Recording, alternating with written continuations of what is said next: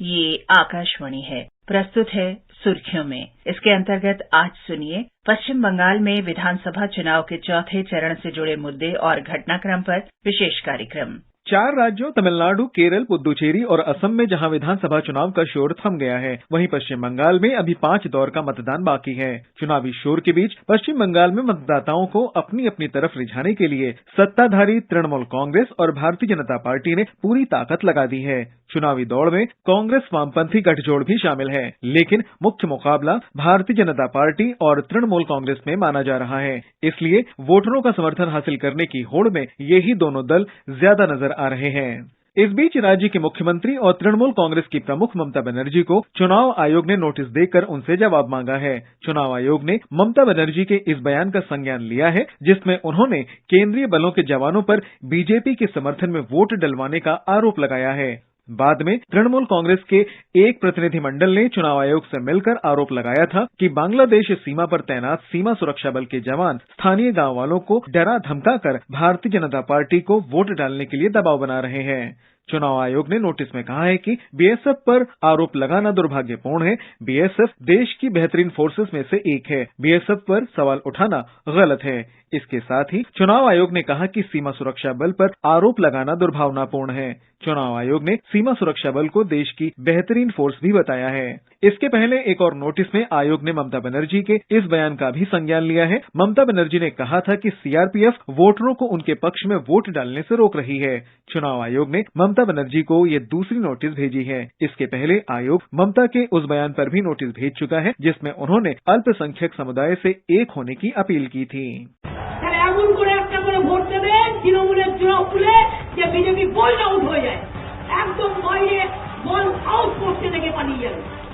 ममता बनर्जी के इन बयानों के बाद राज्य में राजनीति तेज हो गई है। चुनाव में तृणमूल कांग्रेस को टक्कर दे रही भारतीय जनता पार्टी ममता के बयानों पर सवाल उठाती रही है। बंगाल ने कांग्रेस को भी अवसर दिया था, सीपीएम को भी दिया था और ममता जी को भी दिया।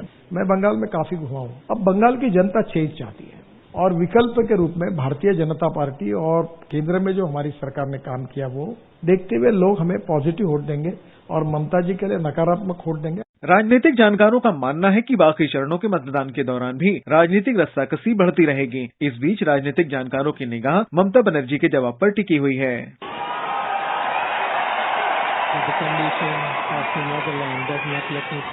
इसके पहले पश्चिम बंगाल में 3 दौर के मतदान हो चुके हैं। तीसरे दौर में करीब 77.68% मतदान हुआ। ये मतदान पिछले विधानसभा चुनावों की तुलना में कुछ कम है।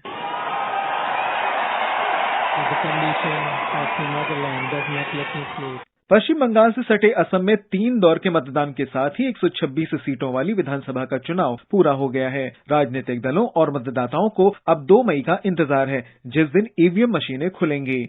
राज्य में मुख्य मुकाबला सत्ताधारी भारतीय जनता पार्टी की अगुवाई वाले गठबंधन और कांग्रेस के नेतृत्व वाले गठबंधन के बीच रहा। भारतीय जनता पार्टी के साथ जहां असम गण परिषद और यूनाइटेड पीपल्स पार्टी लिबरल का गठबंधन है, तो कांग्रेस के साथ बदरुद्दीन अजमल की पार्टी, all India united democratic front, Bodoland people's front, Anchalik Gana मोर्चा और सीपीआई हैं। राज्य में मुख्य मुद्दा घुसपैठियों को राज्य से बाहर भेजना, एनआरसी को लागू करने के साथ राज्य का विकास रहा। यहाँ के मतदाताओं ने बढ़ चढ़कर मतदान में हिस्सा लिया। करीब 82.04% मतदान हुआ। आकाशवाणी समाचार संवाददाता मानस प्रतिम शर्मा कहते हैं, this phase is covers the districts of lower Assam, there are 46 seats and there prominently 2 forces. One is led by BJP NDA, another faction is Congress-led Mahajot or Grand Alliances. Apart from them, in some of the seats, there would be likely triangular contest. The third force would be the regional forces, Assam Jatiya Parishad newly formed, along with Raijo Dal. So most of the seats are, either straight fight between NDA and Mahajot or Grand Alliance, and in some of the seats, there will be likely triangular contest.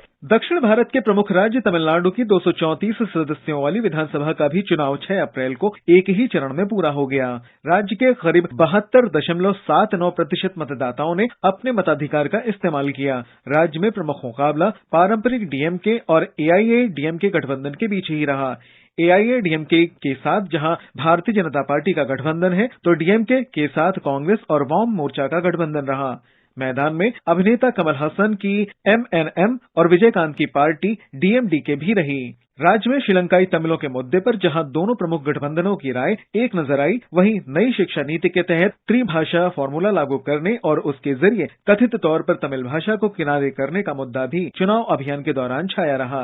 राजनीतिक जानकारों के मुताबिक सत्ताधारी AIADMK गठबंधन ने जहां बहुसंख्यक card खेला तो DMK गठबंधन का फोकस अल्पसंख्यक कार्ड पर ज्यादा रहा। मोदी जी के नेतृत्व में पूरे देश में जो विकास यात्रा चली है, वो विकास यात्रा ही महान MGR और जयललिता के सपनों का तमिलनाडु बना सकती है। मैं तमिलनाडु की जनता को अपील करना चाहता हूं कि एक डबल इंजन सरकार बनाएं, जो तमिलनाडु सरकार के साथ साथ भारत सरकार का भी तमिलनाडु के विकास के लिए उपयोग कर सके।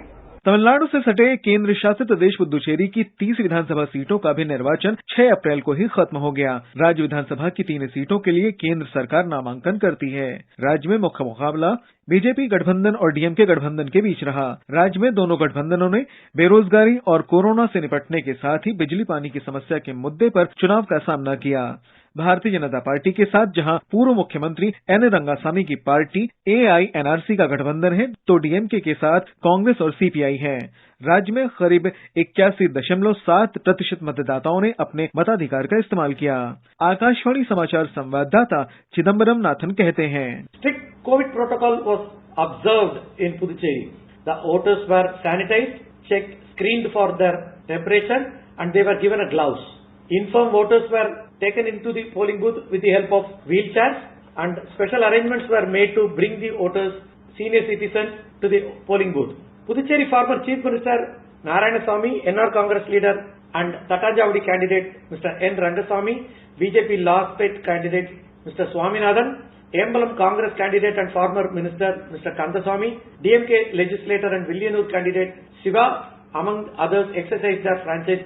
दक्षिण भारत के ही प्रमुख राज्य केरल की 140 विधानसभा सीटों का भी चुनाव 6 अप्रैल को समाप्त हो गया। भगवान का देश कहे जाने वाले केरल के वोटरों और राजनीतिक दलों को अब इंतजार है 2 मई की तारीख का, जिस दिन मतगणना होनी है। राज्य के चुनाव में मुख्य मुकाबला सत्ताधारी वाम मोर्चा और उसके पारंपरिक प्रतिद्वंद्वी कांग्रेस की अगुवाई वाले संयुक्त लोकतांत्रिक मोर्चा के बीच ही माना जा रहा है। हालांकि इस राज्य में भारतीय जनता पार्टी ने भी इस बार पूरी ताकत झोंक रखी है। केरल अकेला ऐसा राज्य है जहां मुस्लिम और ईसाई अल्पसंख्यक वोटरों की संख्या करीब 45% है, जबकि बहुसंख्यक वोटरों की संख्या 55% है। इस बार राज्य में सबरीमला मंदिर में महिलाओं के प्रवेश के साथ ही लव जिहाद और धर्मांतरण का बड़ा मुद्दा रहा। करीब 40 वर्षों से इस राज्य में बारी बारी से वाम मोर्चा और संयुक्त लोकतांत्रिक मोर्चा की सरकारें चुनी जाती रही है। केरल में इस बार कांग्रेस ने भी पूरा जोर लगा रखा था। कांग्रेस के पूर्व अध्यक्ष राहुल गांधी इसी राज्य की वायनाड सीट से लोकसभा के सदस्य हैं। राजनीतिक जानकारों का मानना है कि 40 साल से बारी बारी से दोनों गठबंधनों के सत्ता संभालने की परिपाटी इस बार बदल सकती है।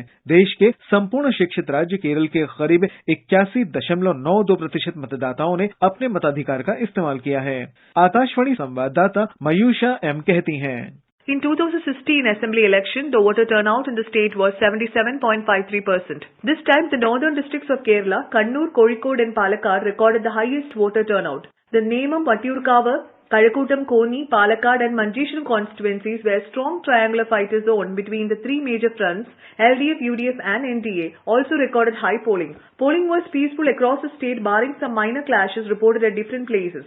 In a few polling stations, voting was briefly halted due to the malfunctioning of EVMs.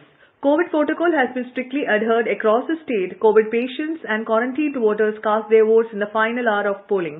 Prominent leaders from major political parties expressed confidence of winning the elections. जहां जहां चुनाव खत्म हो चुके हैं, वहां ईवीएम को कड़ी निगरानी में रखा गया है। 2 मई को मतगणना के बाद नतीजे तो आ जाएंगे, लेकिन इस बीच इन राज्यों में किसे मिलेगी जीत और कौन हारेगा, इसे लेकर कयासबाजियों का दौर जारी है।